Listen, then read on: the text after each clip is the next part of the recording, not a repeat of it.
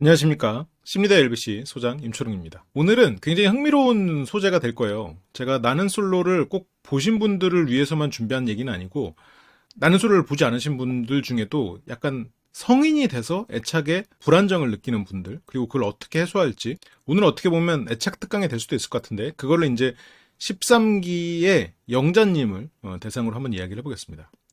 영자님과 관련해서 영자님을 혼란스럽게 만든 분이 세 분 있으시죠? 예, 아주 혼란스럽죠. 그래서 이 세 분과 영자님이 얽혀있는 이런 과정들을 보면 실은 우리가 성인이 돼서 왜 애착 불안정이 생기나, 이제 애착 불안정이라는 거는 이제 안정되지 않았다는 거니까 그 안에는 회피도 있고 불안한 애착도 있고 그리고 혼란한 애착도 있다라고 보시면 될 것 같아요. 어쨌건 이런 안정되지 못한, 내가 안정적이었어도 이렇게 흘러갈 수 있단 말이에요. 성인이 돼서도. 그러면 이거에 대한 이야기를 좀 해보자고요. 자, 영자님과 관련해서 첫 번째로 우리가 할 얘기는, 그러면 애초에 이렇게 애착이 불안정해지는 원인은 뭐냐는 거지. 물론 이거에 대해서는 여러 가지 이론도 있고 여전히 뭐 연구 중인 부분들도 있어요. 계속해서 새로운 이론들이 나올 거예요. 근데 크게는 세 가지예요.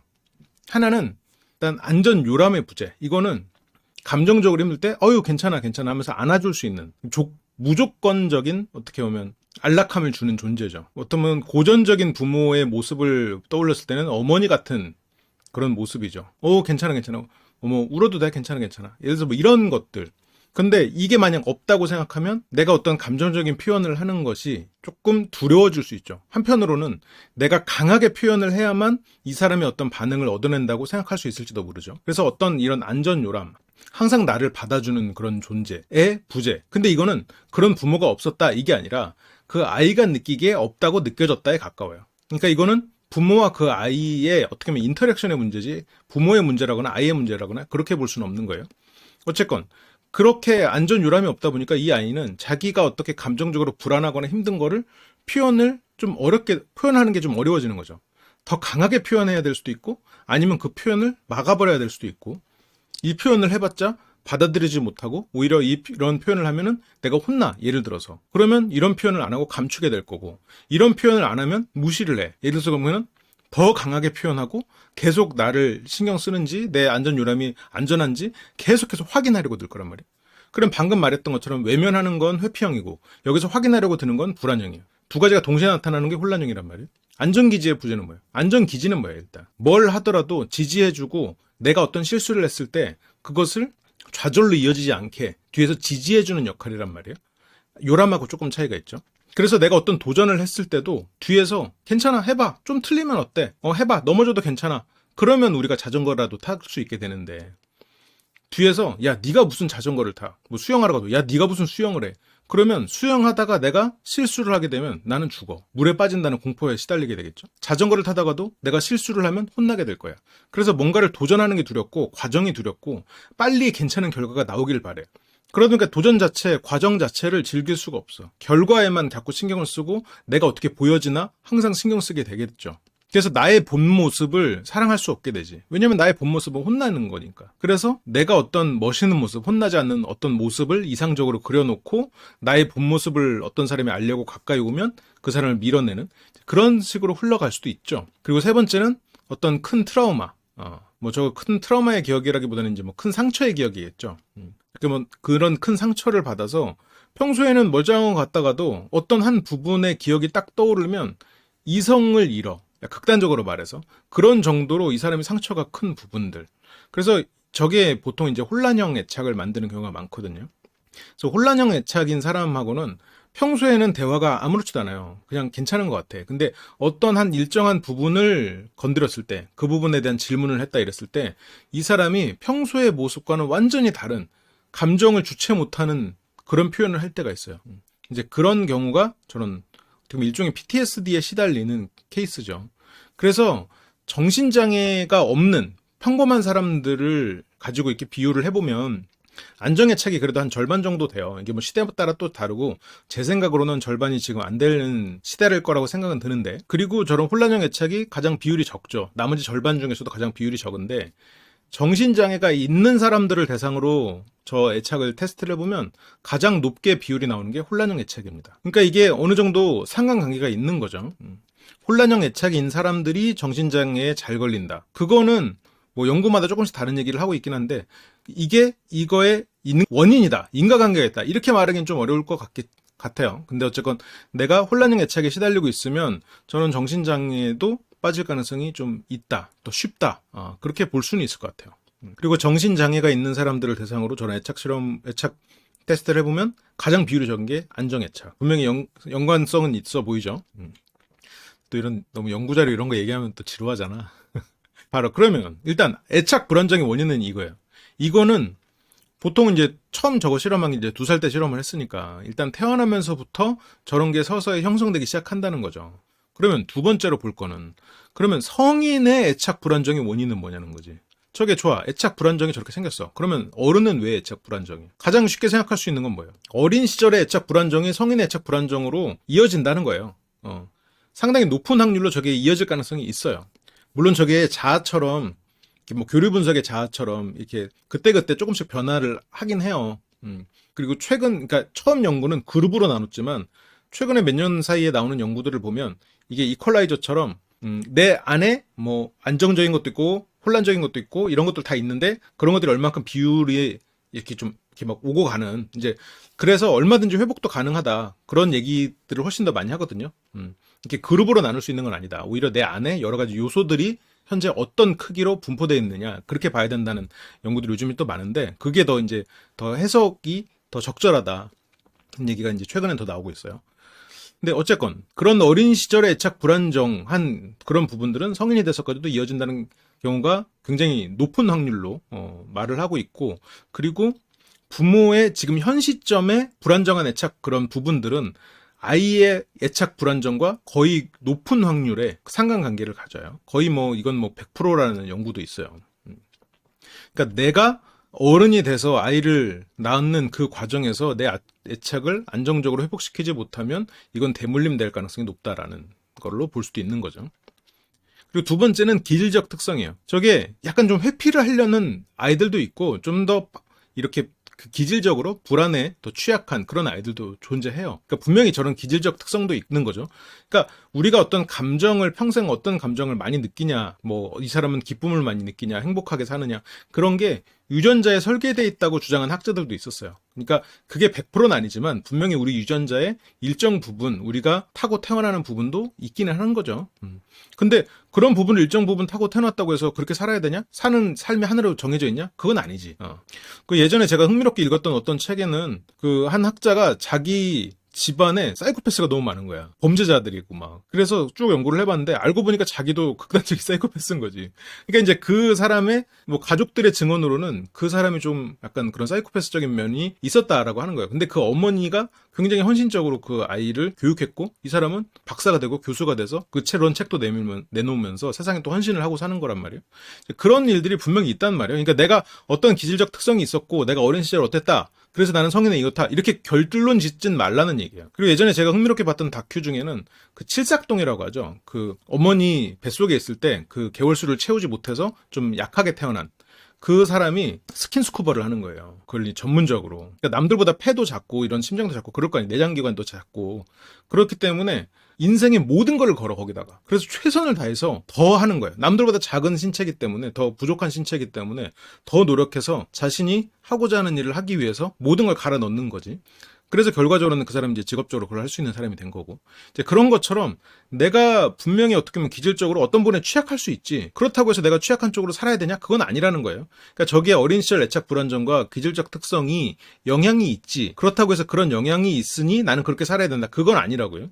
그리고 세 번째가 이제 배신당했다는 생각, 상처의 기억인데 실은 그래서 저 세 번째에 좀 집중해서 얘기를 좀 해보려고 해요. 저 세 번째는 결국 어떤 악순환을 만든단 말이에요. 그래서 그 악순환에 대해서 잠깐 얘기하고 그 뒤에 이제 영자씨 케이스를 가지고 조금 더 세밀하게 살펴볼 거예요. 그러면 이 악순환 사례는 제가 세 가지를 한번 적어보긴 했는데 여러분들도 이제 직관적으로 생각해 보셔도 이거는 충분히 풀어낼 수 있는 문제예요. 충분히 이해할 수 있는 문제예요. 자, 봐보세요. 나에게서만 문제를 찾는다고 가정해 보자고요. 내가 어떤 사람한테 자꾸 배신을 당해. 그래서 내가 문제야. 어떤 사람한테 계속 상처를 받아. 그래서 나한테서 어떤 문제가 생기면 나는 그렇게 연애를 할 수밖에 없는 사람인가? 이게 내 운명인가? 나는 저렇게 이상한 사람을 만나서 항상 속고만 살아야 되는 그런 운명적인 사람인가? 그러면서 이렇게 이게 내 삶의 운명이라고 생각하게 되면서 지금 내가 만약 혹시라도 새로운 사람을 만나서 좋은 사람을 만났어요. 안정적인 사람을 만났어. 행복하게 됐어. 그러면 그 행복이 불편해. 왜? 내게 아니니까. 나는 운명적으로 배신당하고 불행해야 되는 사람이라는 무의식이 자리 잡는단 말이에요.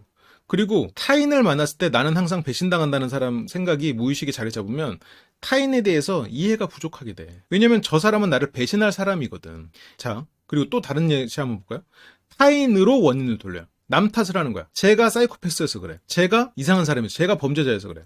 그렇게 되면 이거야 또 인간에 대한 이해를 부족하게 만들죠. 왜냐면 그 사람이 나를 상처 줬던 건 내가 어떻게 보면 내가 너무 과한 요구를 해서 그랬을 수도 있고, 내가 이 사람이 나를 상처 줄 거라고 규정하고 이 사람이 어떤 친밀감을 높이려고 할 때 내가 거부해서 그럴 수도 있고, 실은 여러 가지 요소들이 존재할 수 있어요. 아니면 나에게는 이성적인 호감이 좀 그렇게 크지 않았지만 그래도 그냥 썸을 타는 중이었는데 이 사람이 다른 이성이 생겼을 수도 있겠죠.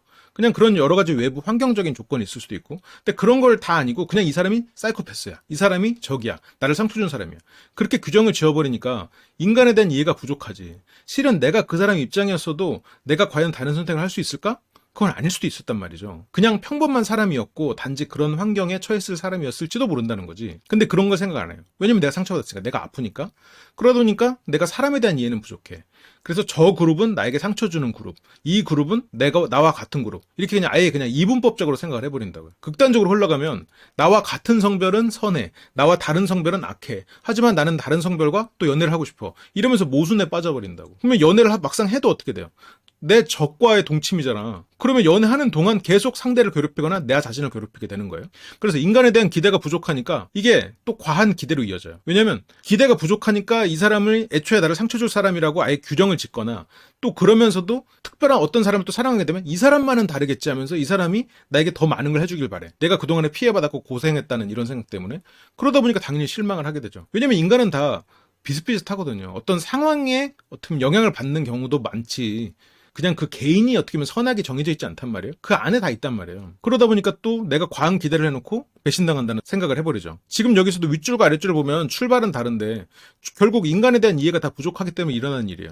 위에서도 타인에 대한 이해가 부족하잖아요. 그러니까 자연스럽게 과한 기대와 실망을 하게 되고 위에서도 아래로 이어질 거란 말이에요. 배신당했다고 생각하면 어떻게 돼요? 그러면서 또 이게 내 운명인가 생각하게 되겠죠. 이러면서 이런 것들을 안에서 계속 돌고 돈다고. 그리고 계속 돌고 돌면 내가 어떤 내 마음속에 상처난 감정을 계속 곱씹게 될 거 아니에요. 어떤 현상을 이해하려고 하지 않고 그 받았던 상처와 그 상처와 결부된 감정을 곱씹는 거예요. 이 감정이 참 재밌는 건데, 우리에게 감정이 존재하는 여러 가지 이유들이 있어요. 이건 뭐 제가 나중에 감정 강의에서 따로 드릴 수 있겠지만, 인간에게 감정이 존재하는 많은 이유 중에 하나는 우리가 직관적으로 위험을 피하기 위함도 있어요. 그래서 내가 예를 들어서 독버섯을 딱 보고 저건 좀 불편한데, 예를 들어 어떤 사람을 보고 저 사람은 좀 불쾌한데, 불쾌한 감정이 그게 이제 어떤 저 사람에 대한 부정적인 감정으로 또 이어지면서 그게 저 위험한 것에서 멀리하게 되는, 내가 수많은 데이터들을 다 그 자리에서 항상 스캔하고 그걸 통해서 결론을 내리기에는 우리의 머리통이 너무 작아. 그래서 그런 모든 것을 그때그때 스캔할 수가 없단 말이에요. 그래서 그런 거를 감정으로 이렇게 어떻게 보면 일종의 지름길을 만들어 놔가지고 그때그때 답을 내리기가 좋게 해주는 게 일종의 감정이란 말이에요. 우리 뇌가 무한하게 커질 수 있다면, 지금 컴퓨터들처럼 병렬적으로 쭉 연결해가지고 답을 낼 수 있다면 감정이 없어도 되겠지. 근데 우리 뇌는 그렇지 않단 말이에요. 그래서 그런 부분에 있어서 필요한 것도 감정이고, 또 하나 지금 제가 말한 거 봐요. 어떤 중요한 사실들, 중요한 기억들이 감정을 통해서 우리가 무언가 의사결정을 하게 도와준단 말이에요. 그리고 또 하나의 감정의 역할은 방금 말했던 것처럼 기억과 연결되는 부분인데, 기억하고 붙어서 그 기억을 강하게 새겨지게 만들어요. 그래서 내가 어떤 슬픈 감정과 연결된 기억, 기쁜 감정과 연결된 기억, 이런 기억들은 오래가요. 근데 여기서 문제, 기억이 오래갈까 감정이 오래갈까? 감정과 결부된 기억이 오래간다면 기억보다 감정이 더 오래가요. 그러면 감정이 남은 상태로 기억이 흐려져요. 그러면 이 감정을 기준으로 기억을 왜곡하기 시작해. 이 사람에게 내가 불쾌감을 얻었으면 저 사람 처음에 그거를 카메라로 찍어놓고 다시 보면 조금 기분 나쁠 수도 있지, 이 정도의 말을 진짜로 무례한 말로 기억해버린다고. 예를 들어서 어떤 기억에 제가 신입사원이에요. 그래서 안녕하세요 이 정도로 했어. 근데 처음에 이게 기분 나빴단 말이에요. 좀 무례하다고 느꼈어. 좀 더 공손하게 해야 되는데, 그러면 나중에는 안녕? 이걸로 기억해버린다고. 이게 극단적인 예시지만, 그러니까 그 기억이 왜곡된다는 거예요. 감정에 맞춰서. 그러니까 내가 어떤 감정, 상처난 이 감정을 계속해서 곱씹으면서 기억은 점점 왜곡되고 주변에는 그 부정적인 기억으로 둘러싸이게 돼요. 그래서 내가 계속 피의식을 받지. 왜 나한테만 이런 일이 벌어지는 거야? 나만 불행해. 그러면서 내 외부에 있는 존재들을 다 적으로 규정해버린다고. 지금 맨 밑에 있는 프로세스가 다른 거랑 다른 것 같아요? 지금 이거를 세 개로 제가 나눠놨지만 이거 안에서 계속 돌고 도는 거예요, 지금. 그러다 보니까 이 성인 애착이 불안정해지는. 근데 이거를 꼭 뭐 애착 불안정으로만 해야 되냐? 그건 아니죠. 이 프로세스는 지금 다른 여러 가지 정신장애의 원인으로도 풀어낼 수 있고, 다양한 거에 풀어낼 수 있어요. 근데 오늘은 이제 애착 불안정을 얘기하고 있다 보니까. 이제 그렇게 이제 악순환이 벌어지는 거죠. 근데 제가 이거를 왜 그러면 영자 씨 얘기해서 끌고 왔을까? 지금 영자 씨가 나는 솔로에 출연하면서 왜 영자 씨가 점점 어떻게 보면 평소에 영자 씨라면 하지 않을 행동들을 할까? 그거를 보면 세 가지예요. 환경적인 불안, 심리적인 불안, 자책인데, 자, 환경적인 불안은 뭐예요? 일단 열악한 환경이에요. 이거는 물론 사람마다 차이가 있죠. 사람마다 어떤 뭐 열악한 환경에 가도, 예를 들어서 영식 씨 같은 경우에는 이런 환경적인 불안이어도 뭐 지금 보면 크게 흔들리지 않고 있어. 어떻게 보면 이런 육체적으로 평소에 단련한 게 도움이 될 수도 있겠죠. 그런데 이런 환경적인 불안에 적응이 안 되고 이런 거는 꼭 육체적인 건강으로만 영향받는 건 아니에요. 예를 들어서 이건 몇 년 전에 하버드에서 했던 실험인데, 극한 상황에서 달리기를 시켜서 얼마만큼 버티느냐를 체크해 봤을 때 그 결과는 이 사람의 인내력에 관련이 있는 거지, 이 사람의 육체적인 뭐 강도, 뭐 근육량, 이거와 연관성이 오히려 떨어졌다는 그런 연구 결과가 있어요. 그러니까 저런 환경적 불안은 어떻게 보면 이 사람이 가진 그런 취약성에 달려 있죠. 근데 어쨌든 여기에서는 일단 잠을 잘 못 자요. 그리고 밥도 제대로 못 먹어. 그러니까 자연스럽게 여기서 뭐 다른 데 옥순 씨도 당 떨어져서 손 떨리잖아요. 이런 극단적인 상황에 취하니까 자연스럽게 불안이 더 커져요. 우리가 불안하면 손이 떨리고 가슴이 두근거리고 뭐 볼이 뭐 따끔따끔해진다거나 그런 뭐 신체 변화가 있잖아요. 그런데 밥을 안 먹고 잠을 안 자도 그런 신체 변화가 생겨요. 그러면 그런 신체 변화가 오면 자연스럽게 우리 뇌는 얘가 불안한가 보다 하고 프로세스를 돌려요. 네가 불안해서 그러지 라고 불안한 마음에 맞게 그걸 그렇게 생각하게 된다고요.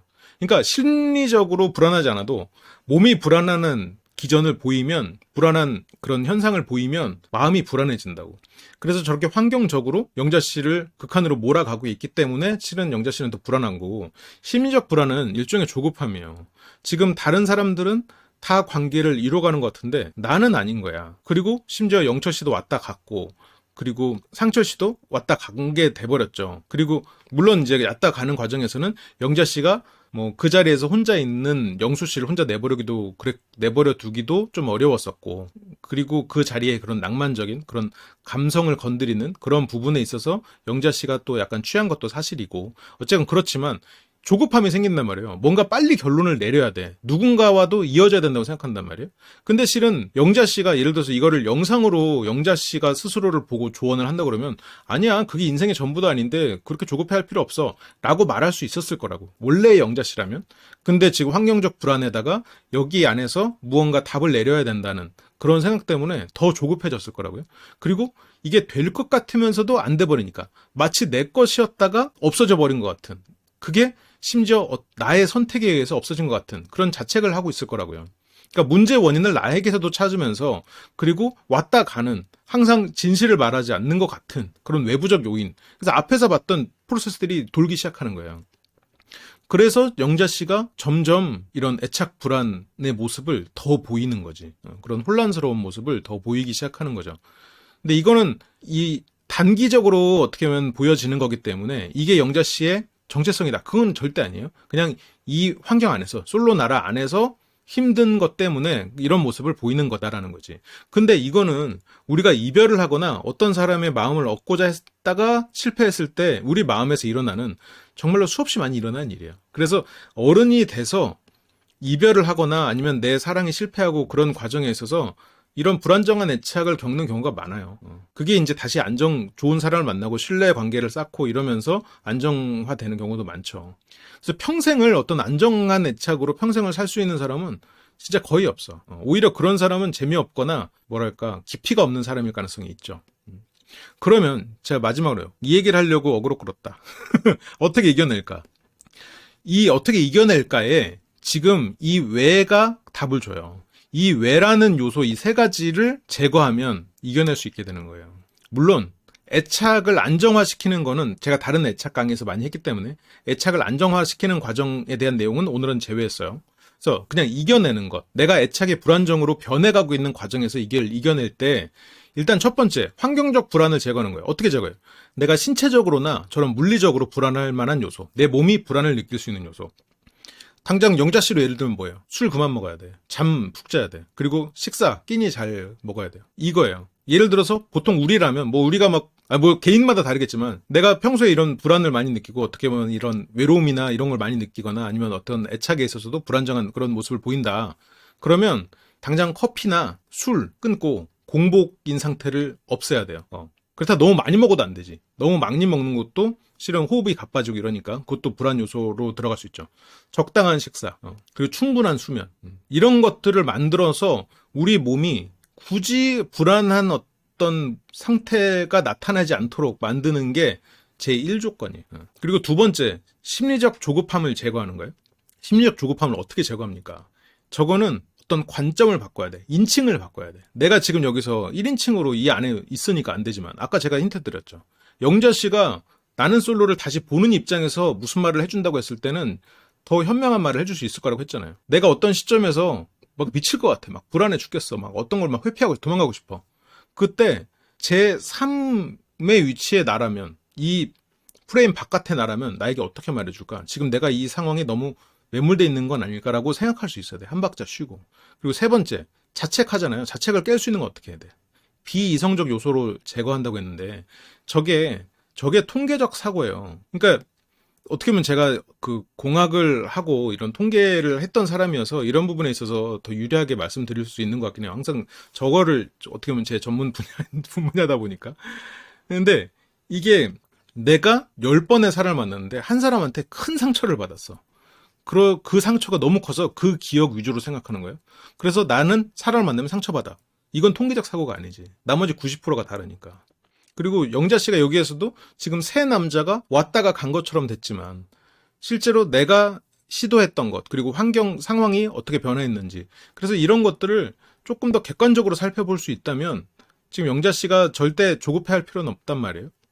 근데 물론 이제 이거는 이제 내가 애착이 불안정해지는 과정에서 그걸 이겨내는 방법이니까 뭐 영자 씨가 다른 분들의 마음을 얻는 방법, 아니면 뭐 완전히 이제 어떤 애착이 불안정해졌을 때 그걸 안정화시키는 방법, 이런 것들은 제가 나중에 다른 영상에서 다룰게요. 그래서 오늘은 내가 어떤 애착이 불안정으로 변해가는 그런 상황, 그 악순환의 고리에서 빠지려면 어떻게 해야 되는가, 그거를 이제 좀 말씀을 드렸어요.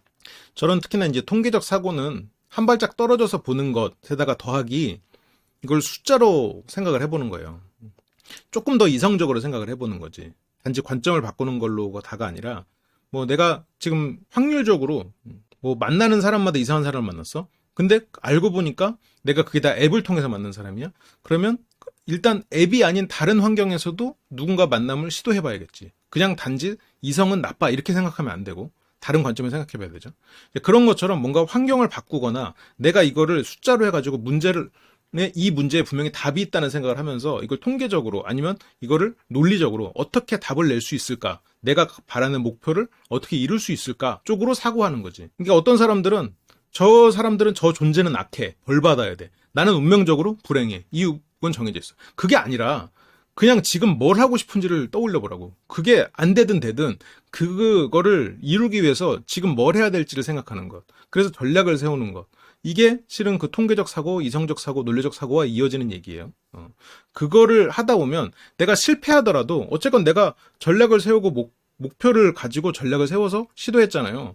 그러면 실패하면 전략을 나중에 수정하면 돼. 새로운 또 전장에 나갈 수 있는 거예요. 그래서 내가 더 나에게 맞는 그런 전략, 나에게 맞는 그런 환경, 이런 걸 계속 갖춰 나갈 수 있지. 그런데 그냥 이건 정해져 있어. 그냥 이거는 뭐 타인은 어떤 존재야, 나는 어떤 사람이야, 나는 이렇게 돼버리면 안 된다고요. 그리고 여기에서는 항상 한 발짝 떨어져서 전체를 볼 수 있는 그 관점, 내가 이 심리적으로든 이렇게 매몰되지 않을 수 있는 그런 것들이 좀 필요하죠. 그러니까 내가 너무 감정에 매몰되거나 그냥 예를 들어서 그냥 막 공감만 해주는 그런 친구들하고만 이 대화를 한다, 그러면 문제는 해결되지 않아요.